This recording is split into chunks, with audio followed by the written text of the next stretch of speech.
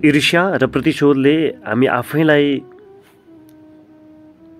हानि पुर्याउँछ भन्ने भाव भएको एउटा अत्यन्त सुन्दर कथा छ। म सुनाउँछु, प्रेरक प्रसङ्ग। उहिले जङ्गलमा भारुण नामको एउटा विचित्र किसिमको पन्छी बस्थ्यो। उसको शरीर एउटै थियो भने शिर चाहिँ दुईवटा थिए। दुवै शिरको स्वभाव अलग अलग थियो, किनकि उनीहरूको मस्तिष्क दुईवटा फरक फरक शिर भएका कारण दुईवटा थिए। यसैका कारण यी दुई शिरबीच पटक्कै मेल थिएन। दुवै शिर आपसमा झगडा गरिरहन्थे। एक दिन आहारा खोज्दै जाने क्रममा एउटा शिरले जमिनमा अनौठो फल देख्यो।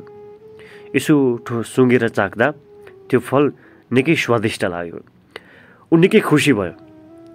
जिब्रो फड्कारी फड्कारी स्वादको बखान गर्न थाल्यो। बखान सुनेर दोस्रो शिरले फल चाख्न चाह्यो, तर पहिलो शिरले छुन समेत दिएन। उसले दुवैको शरीर एउटै भएकाले आफूले खाए पनि जाने एकै ठाउँमा हो, पुग्ने एकै ठाउँमा हो भन्दै दोस्रो शिरलाई त्यसको स्वाद लिनै दिएन। आफूले मात्र जिब्रो फड्कारी फड्कारी फलको स्वाद लिग्यो। यस घटनापछि दोस्रो शिरले जसरी भए पनि पहिलो शिरसित बदला लिएरै छाड्ने अठोट गर्यो। एक दिन आहारा खोज्दै जाने क्रममा दोस्रो शिरले आफूले खोजे जस्तै विशेष फल देख्यो र हत्तपत्त त्यसलाई खानका निम्ति तयार भयो। यो सब देखेपछि पहिलो शिरले उसलाई रोक्दै भन्यो, यो फल निकै विषालु छ, यसको सेवनबाट हाम्रो ज्यान समेत जान सक्छ। दोस्रो शिरले सम्झायो, चुप लाग, उस दिन आफूले देखेको फल आफूले मात्र खाएको तैँले बिर्सिस्?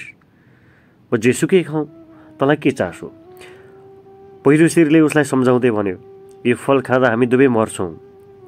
पहिलो शिरको चेतावनीपछि दोस्रो शिरले चर्को स्वरमा जवाफ दियो, ए तैँले फल खाँदा स्वादिलो मुखै रसाउने हो भने मैले खाँदा चाहिँ त मर्छस् कि भन्ने चिन्ता मैले गरिदिनु पर्ने?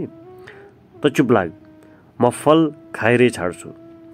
दोस्रो शिरले फटाफट त्यो विषालु फल ठुङ्गी ठुङ्गी खायो।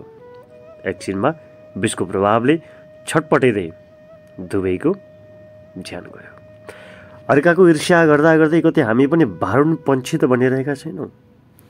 एकपटक सोचौँ।